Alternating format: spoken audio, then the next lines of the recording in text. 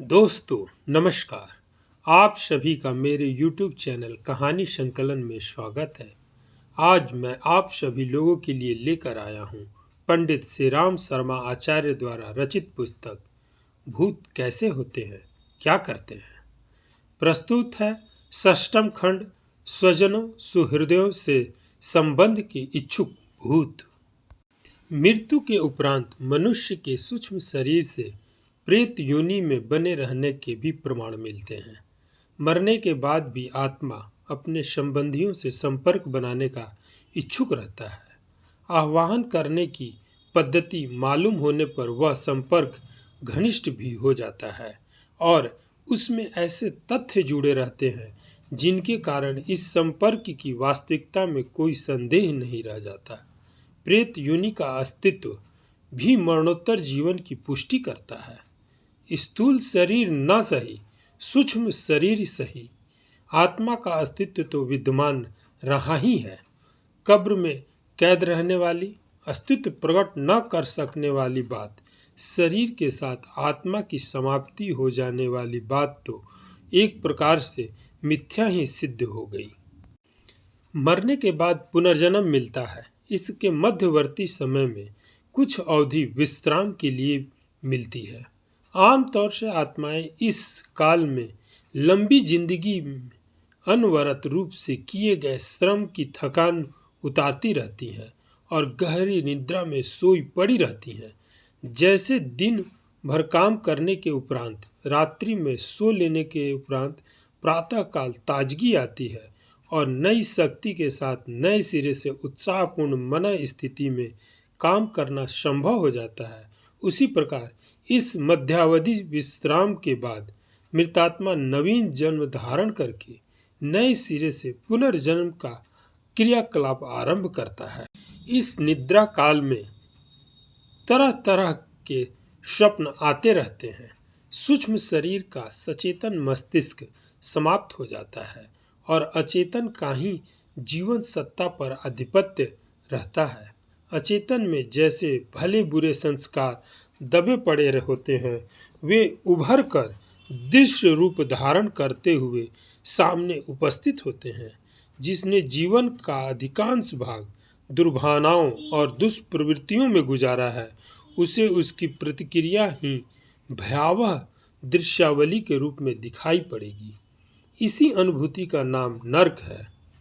जिन्होंने श्रेष्ठ जीवन जिया, उत्कृष्ट चिंतन और आदर्श कृतित्व अपनाते हुए जिंदगी का अधिकांश समय बिताया, उनके अचेतन में दिव्य संस्कार जगे रहते हैं और वे उस मरणोत्तर निद्रा काल में दिवा स्वप्न बनकर उभरते हैं। उस सुखद स्वप्न श्रृंखला को स्वर्ग कहते हैं। स्वर्ग नरक के सुहावने डरावने सपने यह छाया डालने आते हैं कि मनुष्य भविष्य में किस दिशा में चलना उपयुक्त और किस ओर चलना अनुपयुक्त रहेगा। इसी अवधि में जिन्हें गहरी निद्रा नहीं आती, बेचैनी बनी रहती है, उन्हें प्रेत स्तर का समय गुजारना पड़ता है।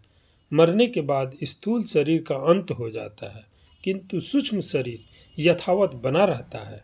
प्राणी अपने आप को लगभग उसी स्थिति में, उसी शरीर कलेवर में अनुभव करता है जिसमें जीवित स्थिति में था। अंतर इतना ही होता है कि इंद्रियों की सहायता से जो प्रत्यक्ष सुख मिल सकता था वह नहीं मिलता। तरह तरह के स्वाद सूक्ष्म इंद्रियां अनुभव कर सकती हैं, पर वे पदार्थ को उदरस्त करने और उपभोग करने का वैसा रसास्वादन नहीं कर पाती जैसा कि स्थूल शरीर के रहते करती थी। संसार के पदार्थों को वह देखता है, पर वह दूसरों को वायुभूत होने का कारण दिखता नहीं। पैर या पंख न होते हुए भी वह उड़ या चल सकता है, दूसरों के मस्तिष्क या शरीर में अपना प्रवेश कर सकता है, उसे अपने अस्तित्व का अनुभव आवेश के रूप में, घटना या दृश्य के रूप में दे सकता है। बातचीत वाणी या शब्दावली के द्वारा तो नहीं कर सकता, पर किन्हीं व्यक्तियों या पदार्थों के माध्यम से अपनी बात प्रकट कर सकता है। प्रेत अवस्था में जीवित स्थिति की अपेक्षा कुछ कमियां आ जाती हैं तो कुछ विशेषताएं बढ़ जाती हैं। इन सब बातों का प्रमाण प्रेतों के अस्तित्व अथवा क्रियाकलापों के ऐसे आधारों पर मिलता है जिन यथार्थता तथ्यों की कसौटी पर कसे जाने से सर्वथा सत्य सिद्ध होती है। विश्वविख्यात लाइफ पत्रिका के संपादक जॉर्ज लेथम की वह लेखमाला पढ़ने के योग्य है जो उन्होंने मैं परलोकवादी क्यों हूँ शीर्षक से कई पन्नों में प्रकाशित कराई थी। उनका पुत्र जॉन भी फ्लेंडर्स के मोर्चे पर महायुद्ध में मारा गया था। तोप के गोले ने उसके शरीर के टुकड़े टुकड़े उड़ा दिए थे, फिर भी उसकी आत्मा बनी रही और अपने पिता के साथ संपर्क बनाए रही। लेथम ने लिखा है, मेरा पुत्र जॉन स्वर्गीय माना जाता है, पर मेरे लिए वह अभी भी उसी प्रकार जीवित है जैसे वह किसी अन्य नगर में रहते हुए भी पत्र, फोन आदि के माध्यम से संदेशों का आदान प्रदान करता हो। उन्होंने अपनी मान्यता को भ्रम अथवा भावावेश जैसा न समझ लिया जाए। इस आशंका का खंडन करने वाले ऐसे प्रमाण प्रस्तुत किए हैं जिनके आधार पर मरणोत्तर जीवन पर संदेह करने वालों को भी इस संदर्भ में प्रामाणिक जानकारियां प्राप्त करने और तथ्य तक पहुंचने में सहायता मिल सके। Sir Oliver Lodge, sir William Crookes की तरह ही विज्ञान क्षेत्र के अन्य प्रामाणिक विद्वान भी मरणोत्तर जीवन और आत्मा के अस्तित्व पर अन्वेषण करते रहे हैं। इनमें से डॉक्टर ए रसल वालेस और सर विलियम बैरेट के नाम भी हैं, जिन्होंने आत्मा का अस्तित्व किन्हीं किंवदंतियों अथवा पूर्व प्रचलित मान्यताओं के आधार पर नहीं वरन उपलब्ध ठोस प्रमाणों के आधार पर भी स्वीकार किया था। इन प्रमाणों की चर्चा उन्होंने अपनी पुस्तक में की है। स्कॉटलैंड के सेंट कुर्री नामक गांव एक बालक जन्मा, डेनियल डगलस होम। पिता दरिद्र और बालक रोगी। बच्चे को चाची ने पाला।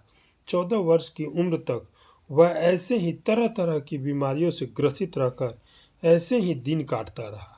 इसी बीच उसे यह अनुभव होता रहा कि कोई प्रेतात्मा उसके साथ संबंध बनाती है और तरह तरह के संदेश पहुंचाती है। डरते डरते उसने वे संकेत अपने घर वालों और पड़ोसियों को बताए। पूर्व सूचनाएं जब सही निकली तो उनका विश्वास बढ़ गया और अमुक समस्या का हल प्रेतात्माओं से पूछकर बताने के लिए उसका उपयोग किया जाने लगा। जो परामर्श मिलते उनमें से अधिकांश बहुत ही उपयोगी, महत्वपूर्ण और अप्रत्याशित होते थे। सन 1850 का वर्ष और जुलाई का महीना था। उसकी चाची ने मेज पर भोजन की प्लेटें सजाई हुई थी। अचानक प्लेटों के आपस में टकराने की आवाज़ आई। बाहर निकलकर उन्होंने देखा तो पाया कि प्लेटें टूटी हुई जमीन पर पड़ी हैं। उन्होंने इसका कारण होम की किसी हरकत को समझा। उस पर बुरी तरह झल्लाई, पर वह निर्दोष था, सिर झुकाए एक कोने में खड़ा था। उसने इतना ही कहा, इसमें मेरा कोई दोष नहीं है। चाची ने दूसरी घटना यह देखी कि टूटे हुए टुकड़े अपने आप इकट्ठे हो रहे हैं और जहाँ तहाँ बिखरे न रहकर एक कोने में जमा हो रहे हैं। यह और भी अधिक आश्चर्यजनक था। समेटने वाला दिखाई कोई नहीं पड़ता, तोड़ने वाला कोई नहीं। फिर प्लेटों में यह हलचल कैसे हो रही है? होम का प्रेतात्माओं से संबंध होने की बात और भी अधिक अच्छी तरह पुष्ट हो गई। जब भूत प्रेत की बात अधिक फैली तो चाची डर गई और उसने झंझट भरे होम को घर से निकाल दिया। वहाँ से वह इंग्लैंड चला गया। अपनी शारीरिक रुग्णता की चिकित्सा कराने के सिलसिले में उसका संपर्क डॉक्टर कॉक्स से हुआ। वे अध्यात्मवादी थे। उन्होंने न केवल रुचिपूर्वक इलाज ही किया वरन लड़के की आत्मिक शक्ति को बढ़ाने में भी सहायता की ताकि वह परलोक की आत्माओं से अधिक अच्छा संबंध बना सकने में समर्थ हो सके। इस साधना से उसे आश्चर्यजनक सफलता मिली। उसे प्रेतात्माओं का प्रामाणिक संदेशवाहक माने जाने लगा। इस संदर्भ में इंग्लैंड के उच्च कोटि के व्यक्ति उससे अपना समाधान कराने के लिए मिलने आए और संतुष्ट होकर लौटे। इन ख्यातिनामा लोगों में इवनिंग पोस्ट के संपादक विलियम कुलेन ब्रोमेट, प्रख्यात उपन्यासकार विलियम थेकर, प्रसिद्ध रसायन विज्ञानी सर क्रुक्स जैसे मूर्धन्य लोगों के नाम विशेष रूप से उल्लेखनीय हैं। उसकी विलक्षण प्रतिभा के संबंध में पत्र पत्रिकाओं में कितने ही लेख घटनाक्रम के विवरणों सहित प्रकाशित हुए। स्वर्गीय सम्राट नेपोलियन का एक संदेश लेकर वह 27 फरवरी 1860 को सम्राट से मिला। रानी यूजीन तो उन अद्भुत किंतु यथार्थ संदेशों से इतनी अधिक प्रभावित हुई कि पुरस्कार में होम को लाखों के बहुमूल्य उपहार दे डाले। होम के पूर्व जन्म की पत्नी रूस में जन्मी थी। वह उसी से विवाह करना चाहता था। यह कठिन था क्योंकि वह लड़की रूस के शाही जनरल क्रोल की इकलौती पुत्री थी।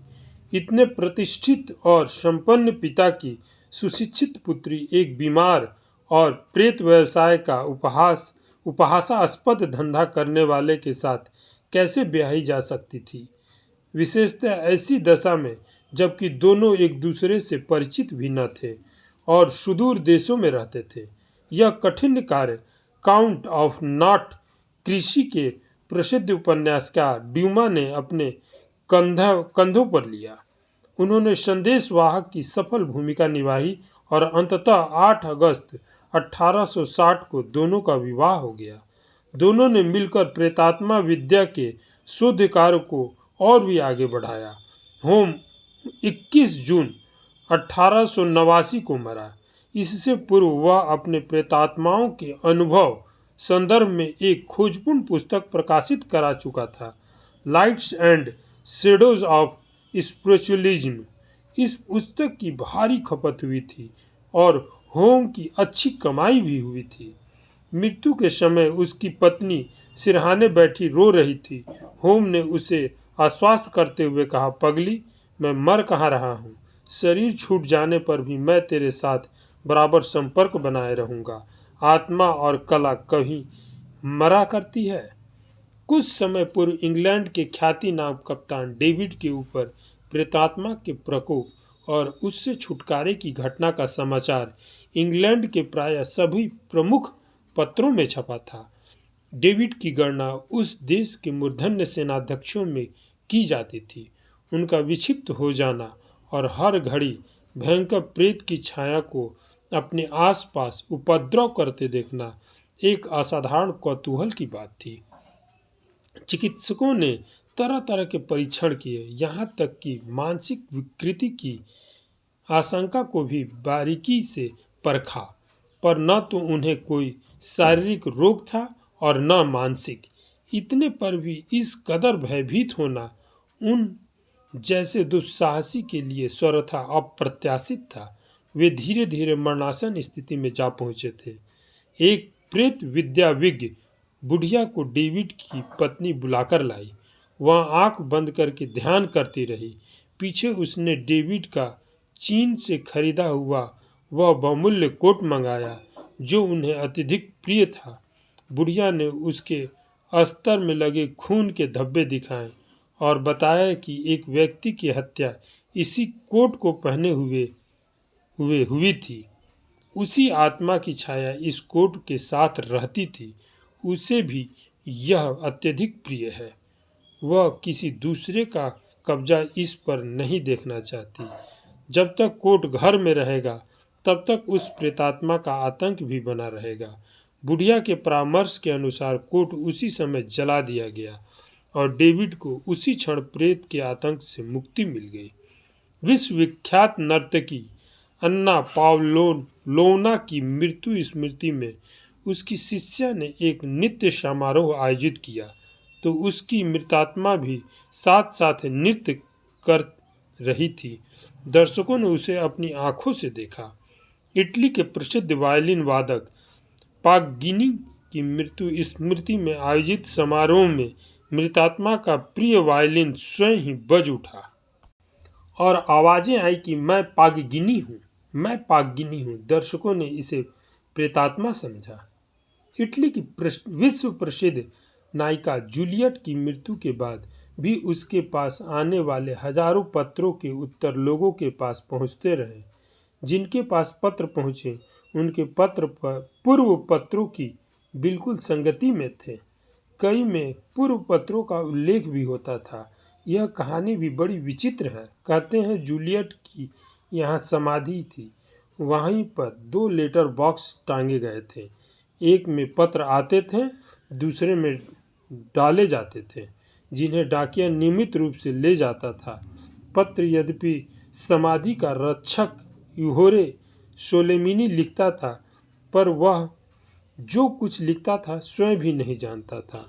वह सारी बातें उसे निद्रावस्था में मालूम होती थी। वह बताता था कि जूलियट की आत्मा आती है और प्रत्येक पत्र का उत्तर उसे बता देती है। वह तो लेखन भर करती जाता है, बतलाने वाली है स्वर्गीय जूलियट। यह क्रम यूहोरे की मृत्यु के साथ ही टूट गया। इससे स्पष्ट है कि प्रेतात्मा पूर्व की आकांक्षाओं से लिपटी रहती हैं और उनकी पूर्ति के लिए उचित माध्यम की तलाश में रहती हैं। फेंट नामक पत्रिका के पेज नंबर 43 में श्रीमती सेना सरजेस्की का संस्मरण सशक्ति भूत का संदेश छपा है। वे लिखती हैं कि वे जिस मकान में रहती थी उसमें कभी कभी सीढ़ियों पर और कमरों में किसी के टहलने की आवाज़ आया करती थी। एक दिन उन्हें लगा कि पास ही कोई छाया खड़ी है। उन्हें स्मरण हो आया कि इस मकान में टेड आलिशान नामक व्यक्ति ने आत्महत्या की है। यही सबको मालूम भी था। वे लिखती हैं, मैंने साहस करके पूछा, आप टेड तो नहीं हैं? तो मेरे आश्चर्य का ठिकाना न रहा जब मैंने यह स्पष्ट सुना, यस। मैंने पूछा, आप कुछ बताना चाहते हैं? पर इससे पूर्व की कोई उत्तर सुनूं, वह छाया गायब हो गई और फिर कई दिन बाद आई। मुझे लगा कि वह कुर्सी पर बैठ गया है। मैंने फिर साहस करके पूछा, आप सिसकते क्यों हैं? क्या आप कुछ कहना चाहते हैं? इस बार उसने बताया, मैंने आत्महत्या नहीं की थी।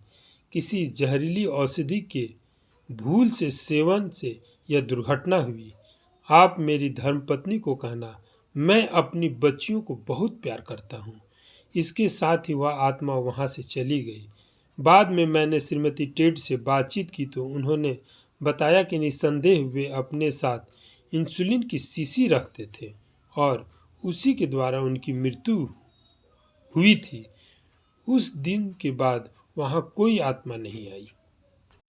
शीर्षक है शाही परिवार के लोगों का भूत संपर्क। इंग्लैंड के राज परिवार में अशरीरी परमात्माओं के अस्तित्व का चिरकाल तक अनुभव किया जाता रहा। इस संबंध में डॉक्टर लीज की लिखी वे पुस्तकें न केवल मरणोत्तर जीवन पर प्रकाश डालती है, वरन राज परिवार को इस प्रकार की क्या अनुभूतियां होती रही इसकी भी चर्चा करती है। इन दिनों राज्य सिंहासन पर पंचम जॉर्ज अवस्थित थे। उनकी बहन राजकुमारी लुइस सुहाग के बहुत थोड़े दिन देख पाई और विधवा हो गई। लुइस को अपने पति ड्यूक ऑफ फिक के प्रति गहरी अनुरक्ति थी।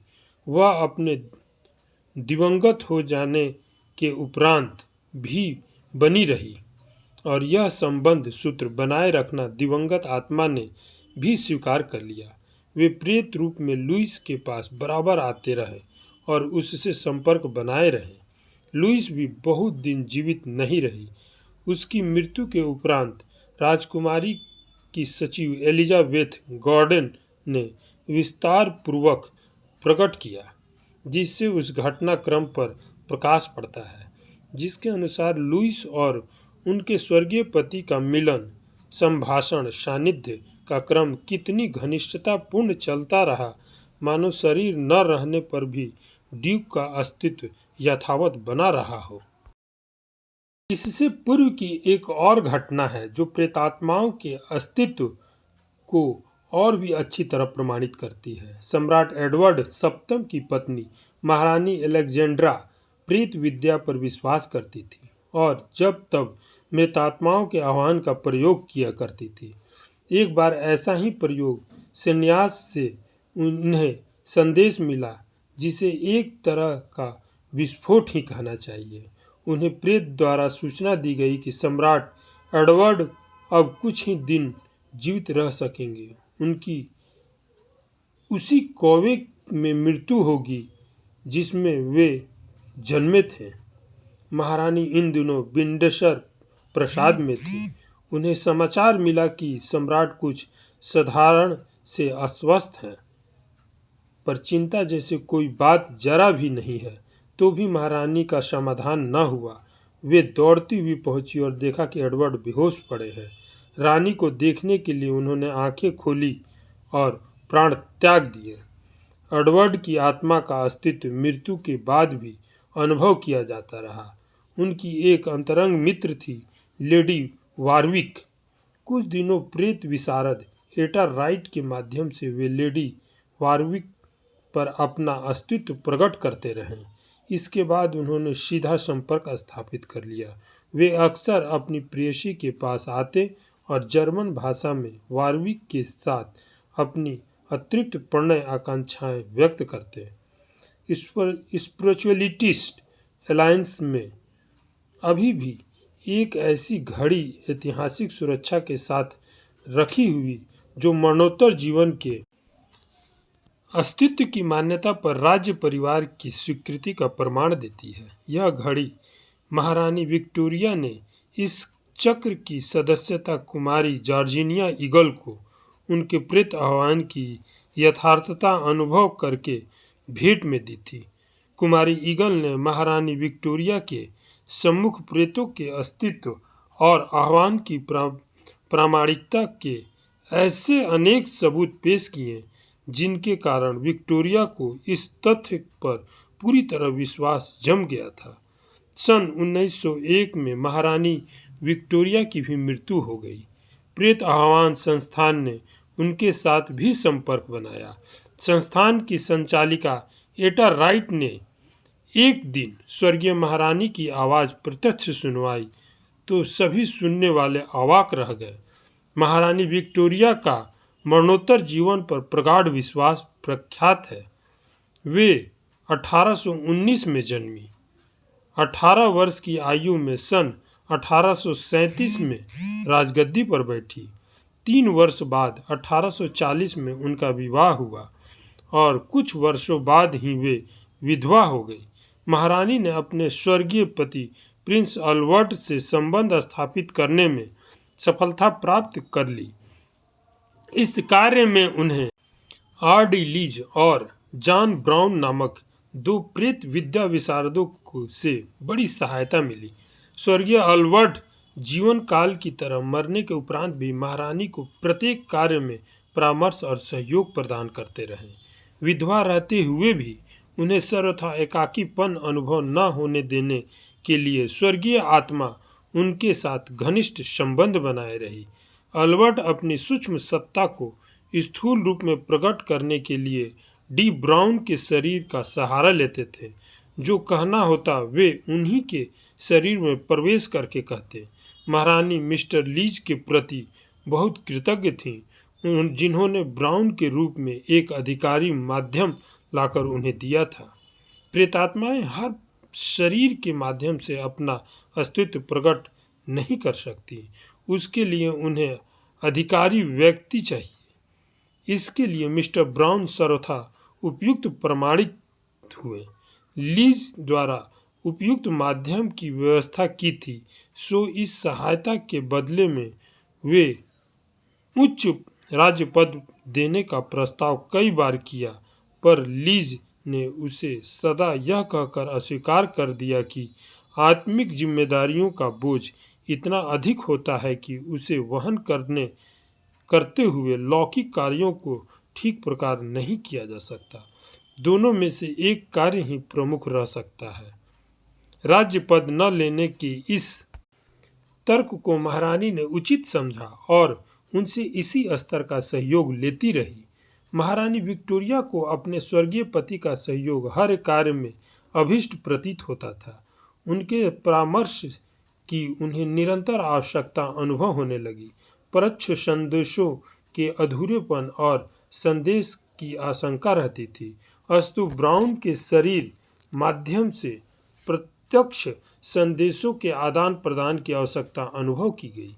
इसके लिए ब्राउन के शरीर और ऑल्बर्ट की आत्मा का समन्वय ऐसा उपयुक्त सिद्ध हुआ कि महारानी के दुखी जीवन में उपयुक्त सहारा मिल गया और वे इतने से भी बहुत हद तक अपने भार में हल्कापन अनुभव करने लगी। ईश्वर की इच्छा प्रबल ठहरी। जॉन ब्राउन का भी स्वर्गवास हो गया। महारानी विक्टोरिया को इससे बड़ा आघात लगा, मानो उनका दाहिना हाथ टूट गया हो। जॉन ब्राउन की सुंदर सी कब्र पर महारानी विक्टोरिया के यह उद्गार लिखे हुए हैं: मुझे वियोगिनी और व्यथित के लिए वरदान स्वरूप एक विलक्षण व्यक्ति की स्मृति। महारानी ने उनके प्रति अपनी कथित भावनाएं व्यक्त करते हुए स्वाभाविक साथी और विश्वस्त मित्र के रूप में संबोधित करते हुए संवेदना व्यक्त की। ब्राउन के स्वर्गवास से महारानी को आघात लगा।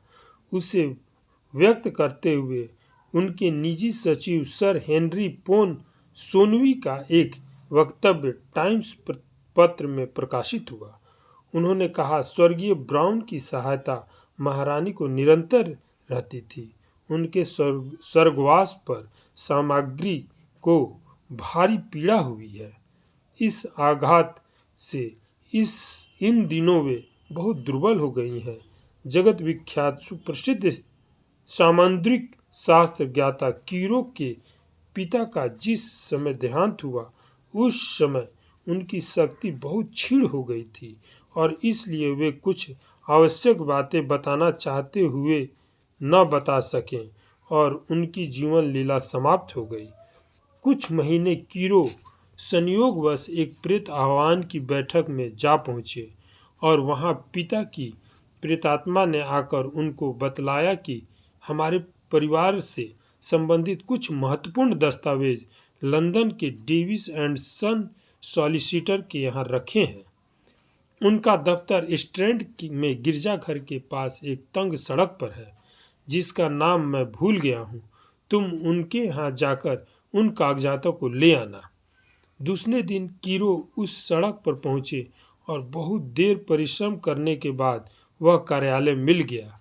उसके पुराने मालिक तो मर चुके थे, पर उस कार्यालय को किसी अन्य वकील ने खरीद लिया था। नए मालिक ने पहले तो इतने पुराने कागजात को जल्दी ढूंढ सकने में असमर्थता प्रकट की, पर जब कीरो ने उसके क्लर्क को पुरस्कार देने की बात कही तो उसने पुराने बंडलों में से आधा घंटा मेहनत करके उन दस्तावेजों को निकाल दिया। शरीर में त्याग के बाद भी आत्माओं का अस्तित्व बना रहता है यदि संपर्क का उपयुक्त माध्यम बन सके, तो उनके साथ घनिष्ठ संपर्क ही नहीं वरन आशाजनक सहयोग भी प्राप्त किया जा सकता है। इस तथ्य की प्रामाणिकता में असंख्य उदाहरण उपलब्ध हैं। आवश्यकता उस विधि एवं उन तथ्यों को जानने की है। मृत्यु पूर्व की आकांक्षाएं स्वयं प्रेतों को इस संपर्क के लिए आकुल रखती हैं। उचित तालमेल बैठ जाने पर प्रेतात्मा तथा संबंधित व्यक्ति दोनों ही लाभान्वित होते हैं। दोनों की आकांक्षा तृप्त होती है। आप सुन रहे थे पंडित श्री राम शर्मा आचार्य द्वारा रचित पुस्तक भूत कैसे होते हैं क्या करते हैं का 6वां खंड, स्वजनों सुहृदयों के संबंध के इच्छुक भूत। जल्द ही मैं 7वां खंड, भूत से डरे नहीं वह तो बस भूत हैं, के साथ आप सभी के सामने उपस्थित होऊंगा। तब तक के लिए नमस्कार। यह कहानी आप सभी को अच्छी लगे तो इस चैनल को लाइक, शेयर और सब्सक्राइब जरूर करें। धन्यवाद।